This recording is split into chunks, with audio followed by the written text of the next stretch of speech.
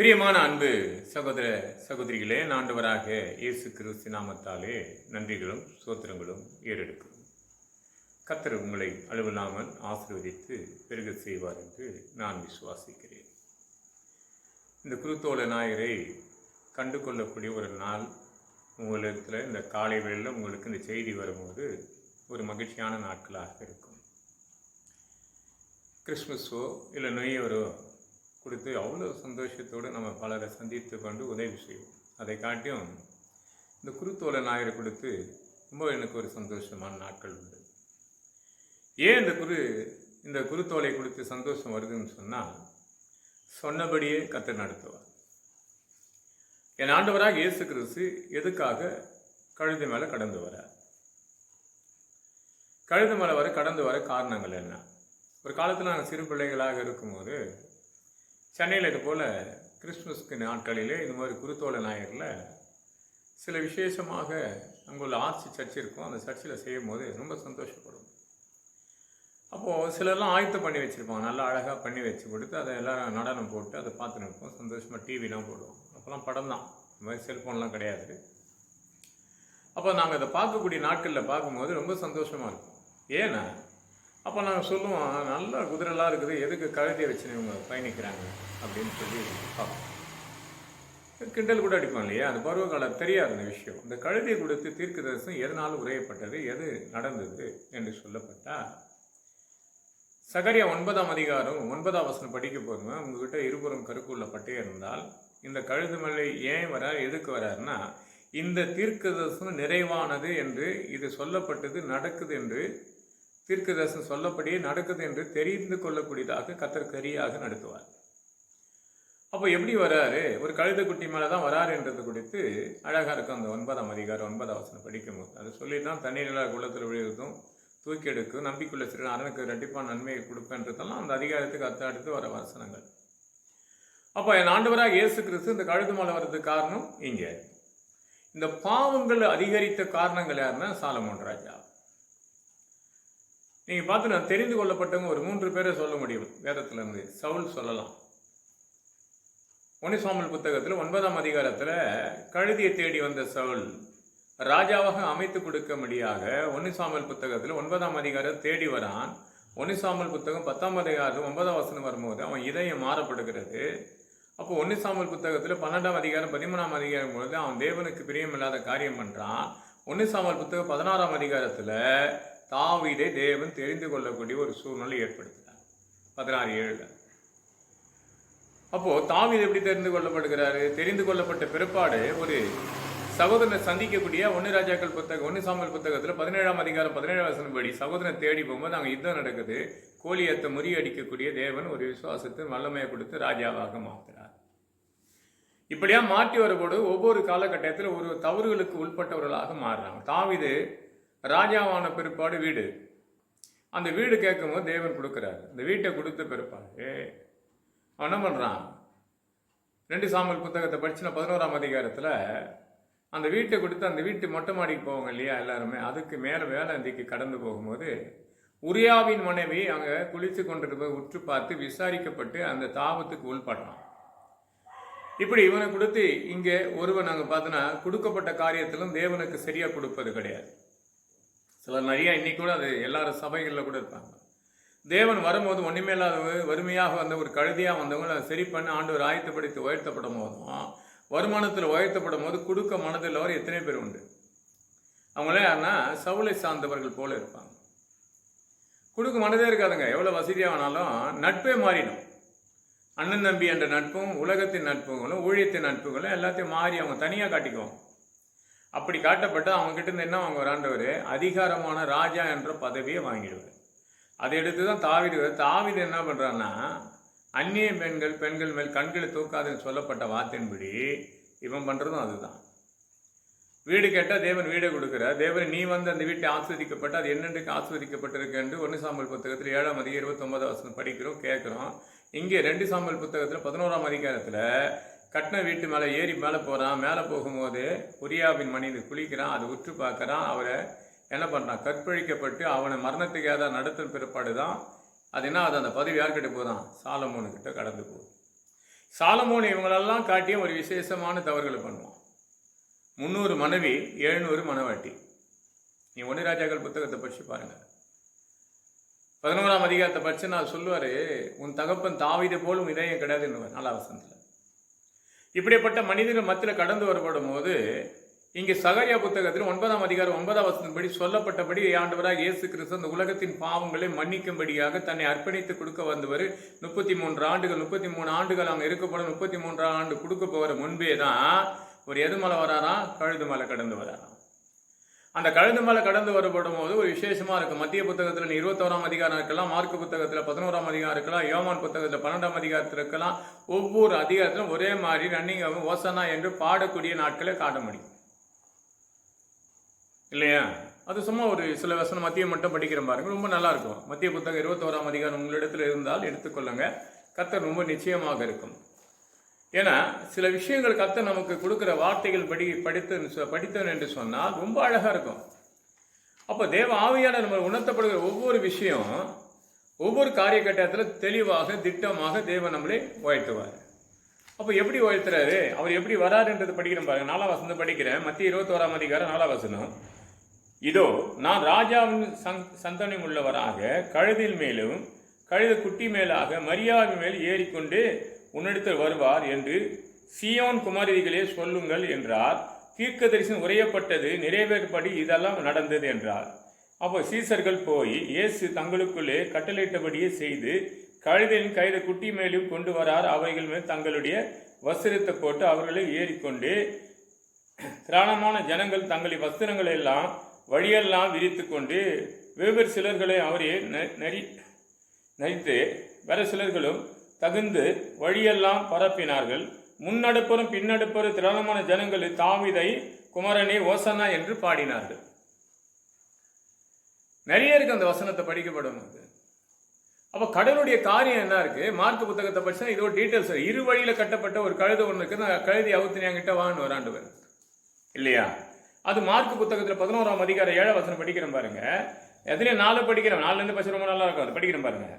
அப்போது இப்போ 2 வழியிலே சந்ததி ஒரு கழுதை கட்டி இருக்கிறது, அதையும் குட்டியை கொண்டு வந்து அதை அவித்து கொண்டு வாருங்கள். அப்போது அங்கே நின்றவர்கள் சிலர், நீங்கள் குட்டியை அவித்து கொண்டு போவது என்ன என்றால் இயேசு பிரசித்தபடி அவர்களுக்கு உத்தரவு சொன்னால் அப்போது அவர்கள் எல்லாம் போகவிட்டார்கள். அவர் வந்து அந்த குட்டி இயேசுவின் இடத்தில் வந்து கொண்டு வந்தார்கள். அதன் மேல் தங்கள் வஸ்திரத்தை போட்டுக்கொண்டு அதன் மேல் ஏறினார். இதுதாங்க ஒன்னே தீர்க்கதரிசனம் நிறைவாகும். நீங்க இதே மத்திய புத்தகத்தை பாருங்க, மல்கியாவை பிறபடி சகாரியா வர சகாரியா 9ஆம் அதிகாரம் 9ஆம் வசனம் படிச்சு பாருங்க. ஏன்னா நீங்க பழைய ஏற்பாட்டை படிங்கன்னா தேடுங்க. ஏன்னா பைபிள் ஒழுங்கா படிக்கிறது கிடையாது, ஈஸியா படிக்காதானே, ரொம்ப ஈஸி. மல்கியாவை பார்த்துல சகாரியா, அதை படிங்க. அது மத்தியோ மல்கியா சகாரியா. நீங்க எப்படி புதிய ஏற்பாட்டிலேருந்து பழைய ஏற்பாட்டிலேருந்து கொண்டு வந்தால் அநேக புத்தகம் தாண்டி வந்து கடைசியாக வந்து வருத்தப்படுவீங்க. ஏன்னா ரொம்ப வருத்தப்படுற ஆளுங்க தான். பைபிள் படிக்க மனது கிடையாது, ஜெபம் பண்ணுறதுக்கு மனது கிடையாது. ஏன் ஆண்டவர் கழுது மேலே கடந்து வந்தாருன்னு தீர்க்கதரிசனம் அங்கே உரையப்படுகிறது.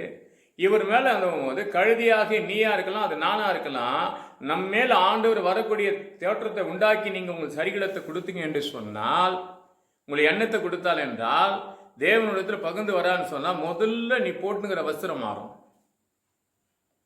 நீ போட்டிருக்க வஸ்திரம் மாறும். நிர்வாணமாக வந்த கழுதினுடைய மேல என்ன போடுறாங்க? வஸ்திரத்தை மாத்துறாங்க, போடுறாங்க. அந்த வஸ்திரத்தை போட்டுமே இயேசு ஏறாரு, வழியெல்லாம் வஸ்திரம், பூக்கள். அப்போ ஓசனா என்று அவரை துதித்து பாடக்கூட முன்னடப்புறம் பின்னரும் பாடுறாங்க.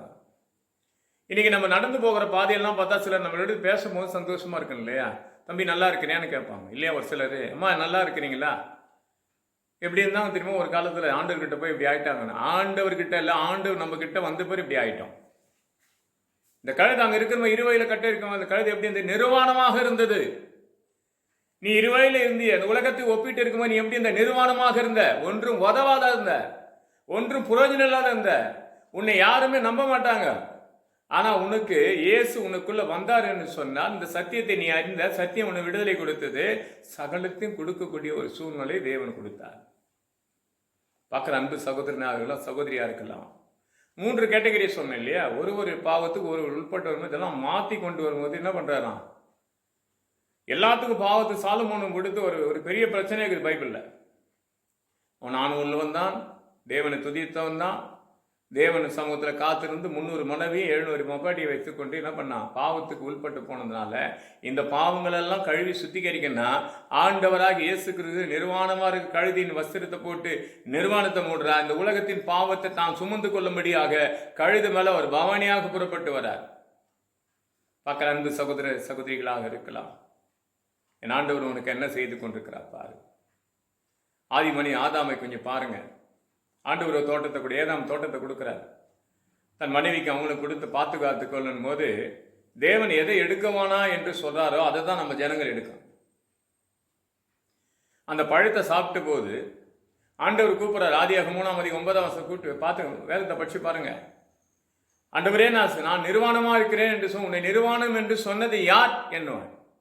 நான் சாப்பிட வேண்டியதை சாப்பிட வேணான்னு சொன்னதை சாப்பிட்டியான்னு கேட்கும் போது அதுக்கு பதிலே இருக்காது. என் ஆண்டவர் உடனே அந்த தோட்டத்தை விட்டு வெளியே போகும் முன்பே அவங்களுக்கு வஸ்திரத்தை கொடுத்தார்.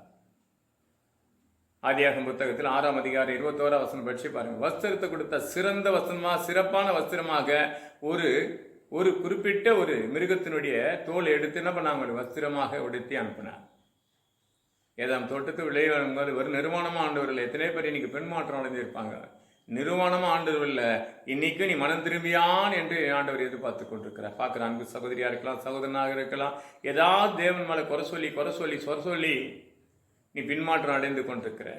ஆதாமை போல, ஆதாமுடைய மனைவி போல செய்யலாம் தவறுகளை பண்ணிவிட்டு நான் இந்த காரியத்தை நான் செய்யவில்லை, அவர் தான் செய்தார், அவர் சொல்வார் நான் செய்யவில்லை, இவங்க தான் சொன்னாங்கன்னு இப்படி மாறி மாறி ஒருவருடைய தவறுகளை உணர்ந்து தேவனுக்கு அறிக்கை செய்வதை விட்டு ஆனால் நம்ம என்ன பண்ணுறோம், ஆதாமை போல அப்படியே நின்று கிடக்கிறேன். நான் எல்லாம் அவர் சொன்ன நிமித்தமாக நான் சாப்பிட்டேன் என்று பதில் சொல்லி கொண்டிருக்கிறேன்.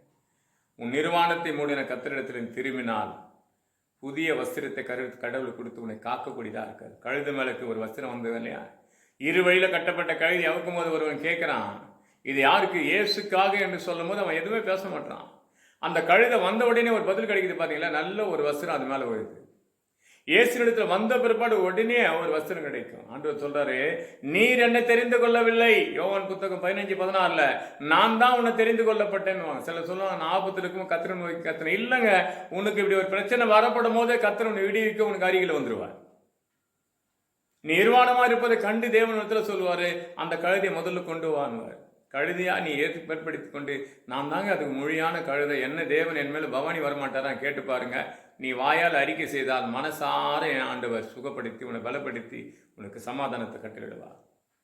இந்த கழுதை கடந்து வருதுல, அந்த கழுதை மேலே அவர் வராரு என்று சொன்னால், கழுதியாக நீயா இருக்கலாம், நானா இருக்கும், என்னோட வந்தால் தான் பலர் என்னை பார்த்து என்ன பண்ணுவாங்க, நமஸ்காரம் பண்ணுவாங்க.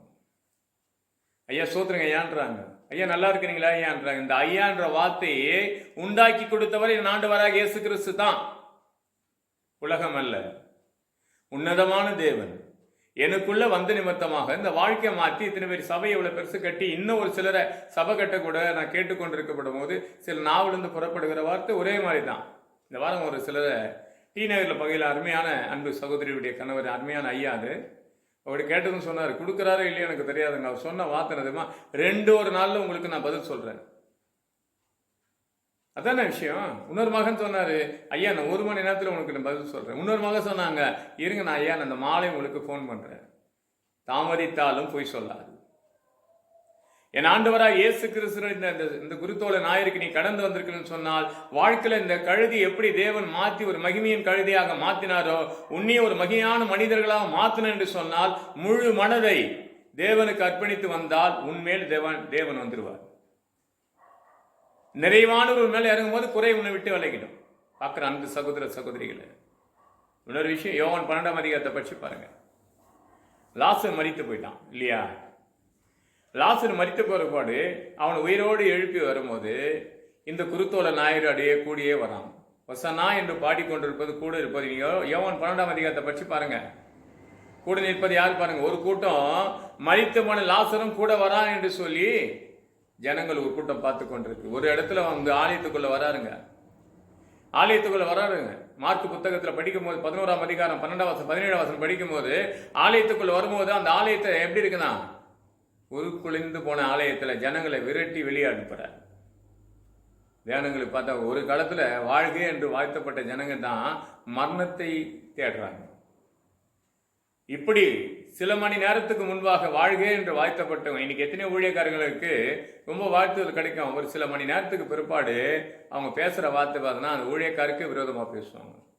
இப்படி ஆண்டவராக இயேசு கிறிஸ்து உலகத்துக்கு வந்து இந்த உலகத்தினுடைய பாவங்களை தன்னையே அர்ப்பணித்து ஒப்பு கொடுக்கப்பட்டவர்கள் வரப்படும் போது ஒரு பக்கம் அவர் வாழ்க என்று வாழ்த்தப்பட்டு குருத்தோல் எடுத்து வாழ்த்தப்பட்ட ஜனங்கள் ஒரு பக்கம் சொல்லுது மரணத்துக்கு ஏதாக அவங்களை அர்ப்பணித்து கொடு என்று சொல்லுகிற கூட்டமும் அதுதான். இந்த கூட்டம் தாங்க சாலமோன் ராஜாவால் உருவாக்கப்பட்ட கூட்டம். அவன் பாவத்துக்கு உட்பட்டு எத்தனையோ ஜனங்கள் மத்தியில் கடந்து போய் 700 மத்தியில் அவங்க பண்ணா மனவாட்டிகளை பார்க்க சந்திக்கப்படும் போது எல்லாரோட அவன் பகிர்ந்து கொண்டது நிமித்தமாக அந்த உலக ஆசையில் அடிமையாக அவனின் அந்த ராஜா நிமித்தமாக வந்து தான் அநேக பாவமும் நிரம்பி போச்சு. அந்த பாவத்தை முறியடிக்க தான் என் ஆண்டவராக இயேசு கிறிஸ்து உலகத்துக்கு பிறந்தார், 33 ஆண்டுகள் வாழ்ந்தாரு, மரித்தார், விழுத்தேந்தார் என்று நீ நினைத்துக்கொள். உன் வாழ்க்கையை கர்த்தர் மாற்றி அமைச்சு கொடுப்பார். பார்க்குற அன்பு சகோதரனாக இருக்கலாம், சகோதரியா இருக்கலாம். குருத்தோல் ஞாயிறு நிறைய எடுக்க எனக்கு ஆசை இருந்தாலும் அதுக்கு ஒரு காலம் இருக்கு இல்லையா, அதுக்கு ஒரு நேரம் இருக்கு இல்லையா. தேவன் சொல்லுகிறார், உனக்காக நான் ஆதி மனிதனுக்கே நான் என்ன பண்ண வஸ்திரம் கொடுத்தாரு, உனக்கு கொடுக்க மாட்டாரா? பின்மாற்றம் அடைந்திருக்கிறியா? கத்தரை விட்டு விலகி நிற்கிறியா? நான் தவறு பண்ணிக்கிறேன் என்று உன் மனசார சோத்திரம் பண்ணி கொண்டே அறிக்கை செய்துவிடு. அந்த கழுது மலை ஆண்டவர் இறங்கினதை போல உன் மேலே இறங்குவார். உன் பாவங்கள், அக்கிரமங்கள், பிரச்சனை, உன் பாடுகள் எல்லாத்தையும் கழுவி உன்னை சுத்திகரிப்பார். நிறைவான வரை இறந்து வர போறார். குறைகள் எல்லாம் கடந்து போக போகுது. கர்த்தர் உங்களை மேல் மேல் ஆசீர்வதிப்பார். அடுத்து அந்த 7 வாரத்தின் வழியாக உங்களை சந்திக்கும்படியாக நான் கடந்து வருவேன். கர்த்தரை எங்களுக்காக ஜெபித்துக் கொள்ளுங்க. எங்களுக்காக நீங்கள் வேண்டிக் கொள்வதெல்லாம் கர்த்தர் நிறைவாக செய்து முடிப்பார். உங்களுக்காக நாங்கள் காத்திருந்து ஜெபித்துக் கொள்வோம். கர்த்தர் உங்களை மேல் மேல் ஆசீர்வதிப்பார். ஜோமனோமா என் அன்பால் நேசிக்க நல்ல பிதாவே, கிருபைக்காக சோதரிக்கிறோம், வல்லமைக்காக துதிக்கிறோம், போற்றுகிறோம். சாமி சகலத்து பொறுப்படுத்தி வழிநடத்து ஒவ்வொரு இதையும் தர கெட்டும் நாம் முக்கியப்பட்டு பெரிய சுகிதான். ஆமே ஆமே ஆமே.